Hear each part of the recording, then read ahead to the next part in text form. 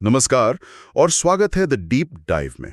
नमस्ते। आज का हमारा टॉपिक है अल्कोहल और फिनोल। ये दोनों नाम सुनने में तो एक जैसे लगते हैं, पर असल में इन्हें बनाने के तरीके बिल्कुल अलग है। हाँ, जमीन आसमान का फर्क रखते हैं। हम आज इन्हीं तरीकों की पड़ताल करेंगे। बिल्कुल। हमारे पास जो सोर्सेज हैं वो केमिस्ट्री की उन विधियों के बारे में हैं जिनसे ये कॉम्पाउंड्स बनाए जाते हैं। तो आज हमारा मिशन ये समझना है कि एक केमिस्ट की तरह कैसे सोचा जाए। मतलब एक ही मॉलिक्यूल बनाने के इतने सारे रास्ते क्यों हैं, और सही रास्ता चुना कैसे जाता है। एग्जैक्टली।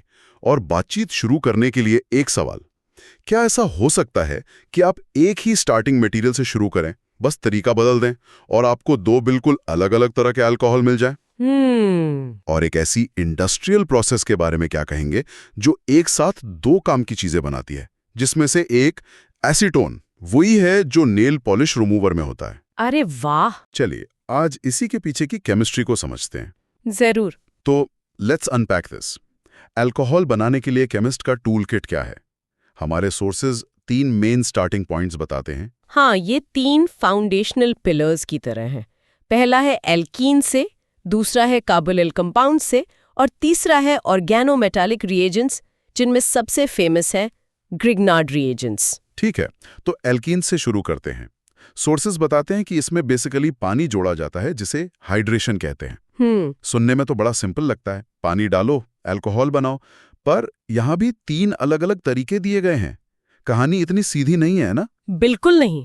यहाँ असली खेल रेजियो सिलेक्टिविटी का है। रेजियो सेलेक्टिविटी? हाँ, ये फैंसी शब्द बस ये बताता है कि पानी का OH ग्रुप जो अल्कोहल बनाता है वो एल्कीन के डबल बॉन्ड के किस कार्बन पर जाके जुड़ेगा।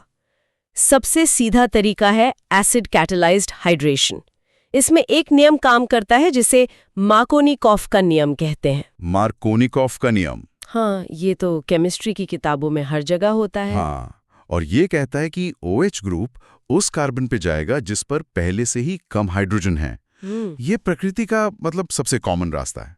लेकिन फिर एक दूसरा तरीका है हाइड्रोबोरेशन ऑक्सीकरण, और सोर्सेस कहते हैं कि ये मार्कोनिकॉफ के नियम के एकदम उल्टा काम करता है। जी। केमिस्ट ने पहले एक नियम सीखा और फिर फौरन उसे तोड़ने का तरीका भी बना लिया। ये तो अजीब है, ऐसा करने की क्या जरूरत पड़ी? ये अजीब नहीं बल्कि बहुत स्मार्ट है। सोचिए, आप लेगो से एक मॉडल बना रहे हैं और इंस्ट्रक्शंस कहते हैं कि एक खास पीस हमेशा बीच में ही लगेगा, पर आपको जो कॉम्प्लेक्स मॉडल बनाना है, शायद कोई ड्रग मॉलिक्यूल, उसके लिए वो पीस किनारे पर चाहिए। अच्छा। तब आप क्या करेंगे? आप फंस जाएंगी।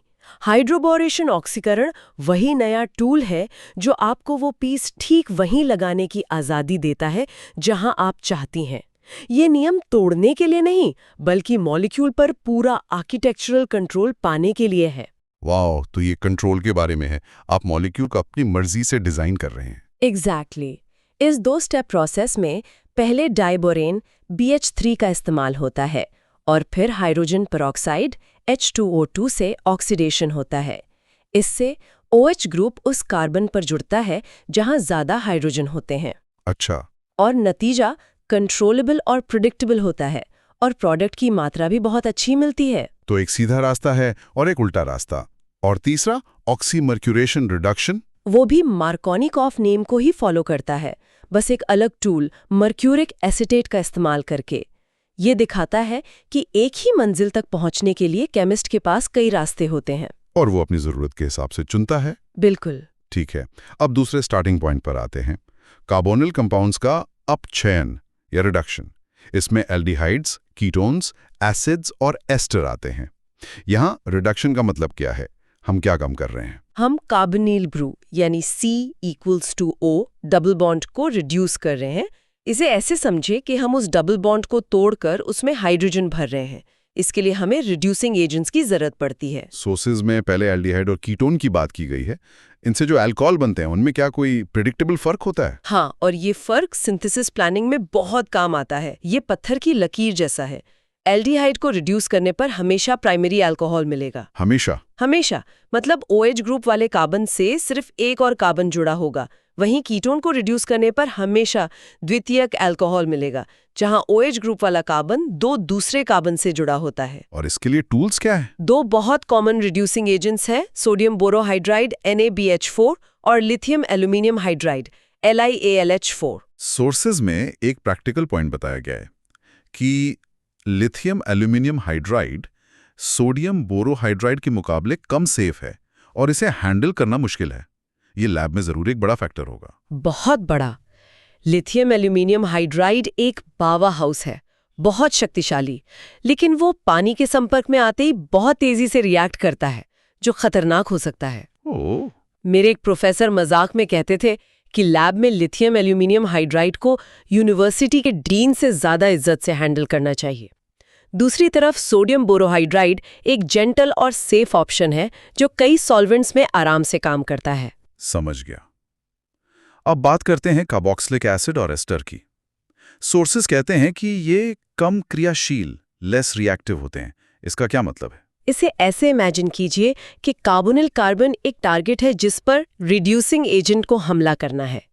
एल्डिहाइड और कीटोन में ये एक खुला टारगेट है, पर एसिड और एस्टर में मॉलिक्यूल के अपने ही इलेक्ट्रॉन्स उस टारगेट के चारों ओर एक तरह की प्रोटेक्टिव शील्ड बना लेते हैं। शील्ड से उस पर हमला करना मुश्किल हो जाता है। तो शील्ड को तोड़ने के लिए ज्यादा शक्तिशाली हथियार चाहिए होगा। बिल्कुल। यहाँ पर हमारा जेंटल एजेंट NaBH4 काम नहीं कर पाता। हमें LiAlH4 जैसा बजूका चाहिए होता है जो शील्ड को तोड़ सके। और दिलचस्प बात यह है कि ये दोनों एसिड और एस्टर रिड्यूस होकर प्राइमरी अल्कोहल्स ही बनाते हैं। यह एक और बात है, व्यावसायिक रूप से एसिड को पहले एस्टर में बदला जाता है और फिर उनका अपचयन किया जाता है। ये एक एक्स्ट्रा स्टेप क्यों लेना पड़ता है? ये इकोनॉमिक्स और सेफ्टी का मामला है। इंडस्ट्रियल स्केल पर LiAlH4 बहुत महंगा और खतरनाक होता है।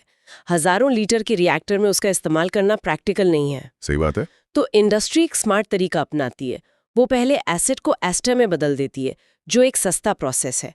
फिर उस एस्टर को कैटालिटिक हाइड्रोजनेशन से रिड्यूस किया जाता है, जो हाई प्रेशर पर हाइड्रोजन गैस का इस्तेमाल करता है। ये तरीका बड़े पैमाने पर ज्यादा सस्ता, सुरक्षित और एफिशिएंट है। ये तो बहुत लॉजिकल है। अब आते हैं तीसरे और सबसे फैसिनेटिंग तरीके पर, ग्रिग्नार्ड रिएजेंट्स। सोर्सेस कहते हैं कि ये मेथड नए कार्बन कार्बन बंधन बनाता है। ये सुनने में ही गेम चेंजर लग रहा है। ये गेम चेंजर ही है। ये ऑर्गेनिक केमिस्ट्री का सुपर टूल है। अब तक हम जो तरीके देख रहे थे वो एक तरह से बनी बनाई कार के पार्ट्स बदलने जैसा था। टायर बदल दिया, सीट कवर बदल दिया। हाँ, ग्रिग्नार्ड रिएजेंट आपको एक बिल्कुल नया बड़ा कार चैसी बनाने की ताकत देता है। आप सिर्फ फंक्शनल ग्रुप्स नहीं बदल रहे, आप मॉलिक्यूल का ढांचा ही बड़ा कर रहे हैं। This is not just modification, this is creation. Wow, तो इसके नतीजे भी उतने ही प्रेडिक्टेबल होते हैं? एकदम, ये इसकी खूबसूरती है।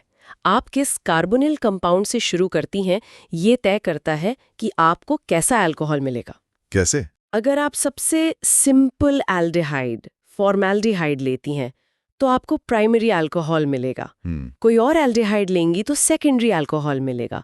और अगर आप कीटोन से शुरू करती हैं तो आपको टर्शियरी अल्कोहल मिलेगा। क्या बात है, ये तो केमिस्ट को प्रोडक्ट पे जबरदस्त कंट्रोल देता है। बिल्कुल। और एस्टर के बारे में क्या?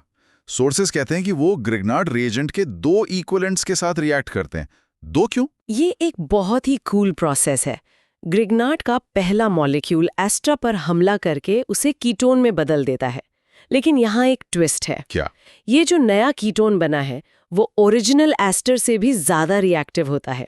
तो जैसे ही वो बनता है, ग्रिग्नार्ड का दूसरा मॉलिक्यूल उस पर फौरन हमला कर देता है और आखिर में आपको एक टर्शियरी अल्कोहल मिलता है। मतलब एक तरह का डोमिनो इफेक्ट है। बिल्कुल, एक डोमिनो इफेक्ट। क्या इसके जैसे और भी टूल्स हैं? हाँ, ऑर्गेनोलिथ्रियम रिएजेंट्स हैं जो ग्रिग्नार्ड से भी ज्यादा पावरफुल हैं, लेकिन उन्हें काम करने के लिए बिल्कुल ड्राई कंडीशंस चाहिए होती हैं। एक और मजेदार तरीका है बार्बियर अभिक्रिया। बार्बियर अभिक्रिया? हाँ, इसे ऐसे समझिए, ग्रिग्नार्ड रिएक्शन एक ऐसी केक रेसिपी है जिसमें आपको सूखे इंग्रेडिएंट्स एक बोल में और गीले इंग्रेडिएंट्स दूसरे बोल में मिक्स करने होते हैं, फिर उन्हें मिलाना होता है। बार्बियर रिएक्शन उन just add water cake mixes की तरह है। आप सब कुछ एक ही बर्तन में डालते हैं और वो काम कर जाता है। अरे वाह, तो ये तो ज्यादा कन्वीनियंट हुआ। हाँ, ये हमेशा बेस्ट मेथड नहीं होता, पर लैब में कन्वीनियंस के लिए कभी-कभी ये लाइफ सेवर होता है। ठीक है। तो अल्कोहल बनाने के लिए हमारे पास एक पूरा टूल किट है जिसमें हर काम के लिए एक खास औजार है। पर अब बहुत करते हैं फिनॉल की। ऐसा लगता है कि हम फ्लेक्सिबल कार्बन चेन्स पर OH ग्रुप जोड़ने के बहुत से तरीके जानते हैं, लेकिन क्या होता है जब हम इसे एक बेंजीन रिंग जैसी मजबूत और स्टेबल चीज पर जोड़ने की कोशिश करते हैं? मुझे लगता है कि रिंग आसानी से हार नहीं मानती होगी। नहीं मानती। क्या इसीलिए फिनॉल बनाने के तरीके इतने अलग हैं? आपने बिल्कुल सही पकड़ा है। फिनॉल में OH ग्रुप सीधे बेंजीन रिंग से जुड़ा होता है और वो रिंग अपनी एरोमेटिसिटी की वजह से चट्टान की तरह स्टेबल होती है। अच्छा। आप उसमें एल्कीन की तरह आसानी से पानी नहीं जोड़ सकती। उस स्टेबिलिटी को तोड़ने के लिए या तो आपको स्लेज हैमर जैसी ब्रूटल कंडीशंस चाहिए होती हैं या फिर बहुत ही क्लेवर केमिकल ट्रिक्स की जरूरत पड़ती है। तो सबसे इम्पोर्टेंट तरीका है क्यूमीन से, जिसे हॉक प्रक्रम कहते हैं। इसे मुख्य औद्योगिक विधि बताया गया है। ये इंडस्ट्रियल केमिस्ट्री का एक मास्टरपीस है। दुनिया का ज्यादातर फिनॉल इसी से बनता है और इसकी सबसे बड़ी खूबी ये है कि ये एक तीर से 2 निशाने लगाता है। एक तीर से 2 निशाने? हाँ, प्रोसेस क्यूमीन से शुरू होता है। पहले हवा की ऑक्सीजन का इस्तेमाल करके इसे क्यूमीन हाइड्रोपरऑक्साइड में बदला जाता है। और फिर? इसके बाद जैसे ही आप इसमें थोड़ा सा एसिड डालती हैं, मॉलिक्यूल के अंदर एक कमाल का रीअरेंजमेंट होता है और वो खुद को तोड़कर 2 हिस्सों में बांट लेता है, फिनॉल और एसीटोन। वही एसीटोन जो नेल पॉलिश रिमूवर में होता है? जी वही। क्योंकि इस एक प्रोसेस से 2 वैल्यूएबल केमिकल्स मिलते हैं, ये इकोनॉमिकली बहुत प्रॉफिटेबल है। ये सिर्फ केमिस्ट्री नहीं, केमिकल इंजीनियरिंग का एक ब्रिलियंट एग्जाम्पल है ना? हाँ, बिल्कुल सही बात है। ठीक है, ये तो हुआ स्मार्ट तरीका। अब उस स्लेज हैमर वाले तरीके की बात करते हैं। क्लोरोबेंजीन से फिनॉल बनाना। हाँ। यहाँ की कंडीशंस तो डरावनी लग रही हैं। 623 केल्विन तापमान और 320 एटमॉस्फेरिक प्रेशर। बाप रे। ये बेंजीन रिंग की स्टबननेस का सबूत है। क्लोरीन को उस स्टेबल रिंग से हटाकर उसकी जगह OH लगाने के लिए आपको उसे एक्सट्रीम हीट और प्रेशर से फोर्स करना पड़ता है। ये डाउ प्रोसेस का हिस्सा है। मतलब कभी-कभी ब्रूट फोर्स ही काम आता है। बिल्कुल। और तरीके भी हैं, जैसे बेंजीन सल्फोनिक एसिड से इसमें भी पिघले हुए सोडियम हाइड्रोक्साइड के साथ गर्म किया जाता है। लगता है फिनॉल बनाना आसान काम नहीं है। बिल्कुल नहीं। ये भी एक मल्टी स्टेप प्रोसेस है। पहले बेंजीन पर सल्फोनेशन करके एक ग्रुप लगाया जाता है और फिर हाई टेम्परेचर पर पिघले हुए NaOH से उस ग्रुप को हटाकर OH ग्रुप लगाया जाता है। ये सब उस रिंग की स्टेबिलिटी को ओवरकम करने के तरीके हैं। ये जो आखिरी तरीका है डायज़ोनियम लवणों से, ये थोड़ा अलग लगता है। इसमें लो टेम्परेचर का इस्तेमाल होता है। ये ब्रूटल नहीं बल्कि डेलिकेट लगता है। ये लैब में इस्तेमाल होने वाला एक सर्जन्स स्कैल्पल है। बहुत ही वर्सेटाइल और इम्पॉर्टेंट मेथड, खासकर जब आप कोई कॉम्प्लेक्स मॉलिक्यूल बना रही हो। ये एनालीन से शुरू होता है, उसे 0 से 5 डिग्री सेल्सियस के ठंडे तापमान पर नाइट्रस एसिड से रिएक्ट कराया जाता है। इतना ठंडा? हाँ, ये ठंडा तापमान बहुत जरूरी है क्योंकि जो डायज़ोनियम सॉल्ट बनता है वो बहुत अनस्टेबल होता है और गर्म करने पर डिकम्पोज हो जाता है। और एक बार ये डेलिकेट सॉल्ट बन गया, फिर फिनॉल कैसे बनता है? इसके बाद का काम बहुत आसान है। बस उसे पानी के साथ हल्का गर्म कर दीजिए। पूरा diazonium group N2+ nitrogen gas बनकर उड़ जाता है और उसकी जगह OH ग्रुप आ जाता है। फिनॉल तैयार। तो इसका सबसे बड़ा फायदा इसकी माइल्ड कंडीशंस हैं। हाँ, ये उन सेंसिटिव मॉलिक्यूल्स के लिए परफेक्ट है जो हाई टेम्परेचर या प्रेशर बर्दाश्त नहीं कर सकते। So what does this all mean? हमने अल्कोहल और फिनॉल बनाने के इतने सारे रास्ते देखे, ये किसी टूल शॉप जैसा लगता है। The right method depends on many things. जैसे कि आपका स्टार्टिंग मटेरियल क्या है, आपको प्रोडक्ट का कौन सा स्पेसिफिक स्ट्रक्चर चाहिए, आप लैब में बना रही हैं या इंडस्ट्रियल प्लांट में, और जाहिर है कॉस्ट, सेफ्टी और एफिशिएंसी कितने मायने रखते हैं। बिल्कुल। हमने देखा कि कैसे मार्कोनिकॉफ जैसा एक सिंपल रूल रिएक्शन को गाइड कर सकता है और कैसे केमिस्ट्स ने उसे बाईपास करने के लिए हाइड्रोबोरेशन जैसा क्लेवर टूल भी बना लिया। सही कहा। और ग्रिग्नार्ड रिएजेंट हमें सिर्फ पार्ट्स बदलने की नहीं, बल्कि मॉलिक्यूल का पूरा ढांचा ही बनाने की पावर देते हैं। ये दिखाता है कि सिंथेसिस में कंट्रोल कितना इंपॉर्टेंट है। और वो हॉक प्रक्रिया जो एक साथ फिनॉल और एसीटोन बनाती है, वो केमिकल इकोनॉमिक्स का एक शानदार उदाहरण है। ये सिर्फ मॉलिक्यूल बनाने के बारे में नहीं है, बल्कि उसे स्मार्ट और प्रॉफिटेबल तरीके से बनाने के बारे में है। Science and commerce. तो लिसनर के लिए एक आखिरी सवाल छोड़ जाते हैं। आज हमने बात की कि इन अल्कोहल और फिनॉल को बनाया कैसे जाता है, पर इससे एक और सवाल खड़ा होता है। अब जब ये बन गए हैं तो इनका केमिकल बिहेवियर एक दूसरे से इतना अलग क्यों है? खासकर फिनॉल में उस सुपर स्टेबल एरोमेटिक रिंग का क्या असर होता है? ये अपने आप में एक बिल्कुल नई और दिलचस्प पड़ताल है।